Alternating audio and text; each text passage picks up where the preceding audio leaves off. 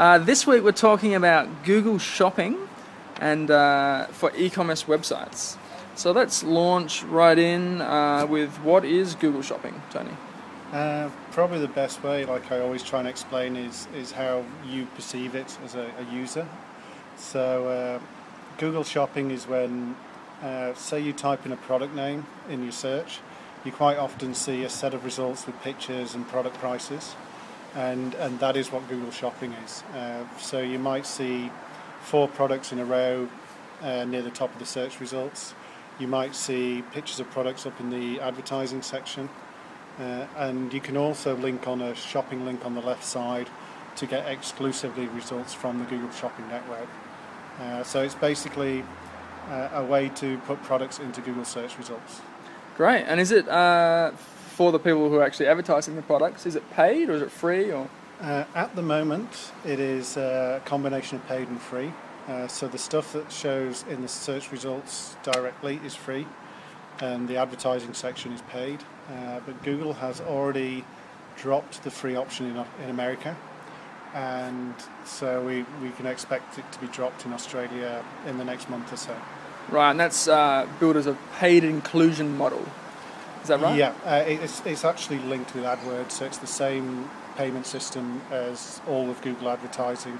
It's a pay-per-click that businesses will pay to get into the search results, and it might cost them anything from 10 cents to $10 if you click on their advert.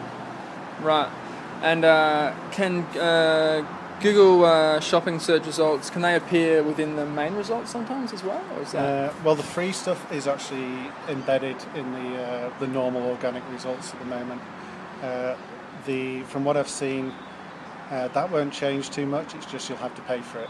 So there's a bit of a hoo-ha about the fact that this is Google advertising within the organic section.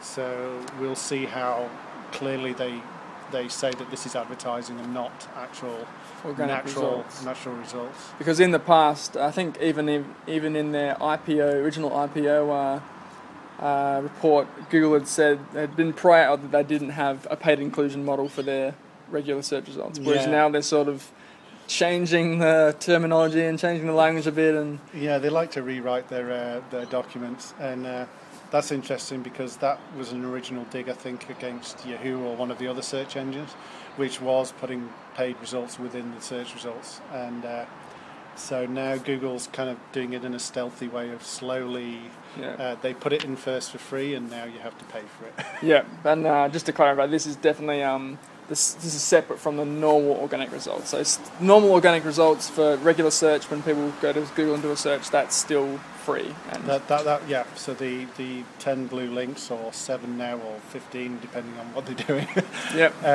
is still organic. It just gets plopped in the middle of them. Yeah.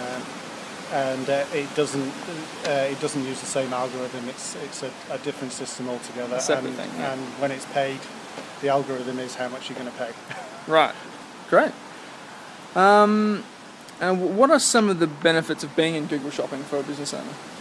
I guess you could put it the other way. What are the disadvantages? If your competition's in there and you're not, you're missing out on potential business.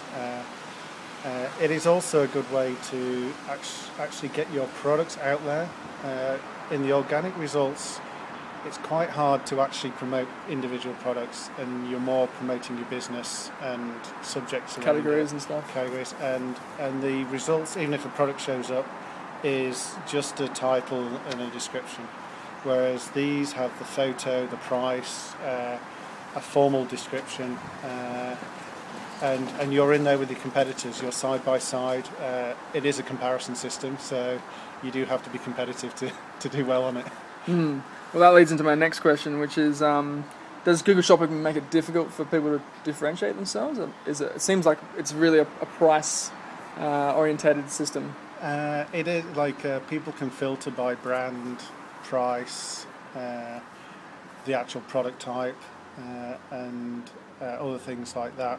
So it does kind of push towards that sort of result, but you still have control over what you call the product, the title, the picture you use for the product, and how you describe the product. And I believe with the advertising there are ways to also put a little bit of a marketing slogan on your results as well to promote it. So there are ways to differentiate, and in fact that's probably one of the best moves is don't use generic product descriptions and look just like the others. Be creative. Great. And what's the process like for getting into Google Shopping?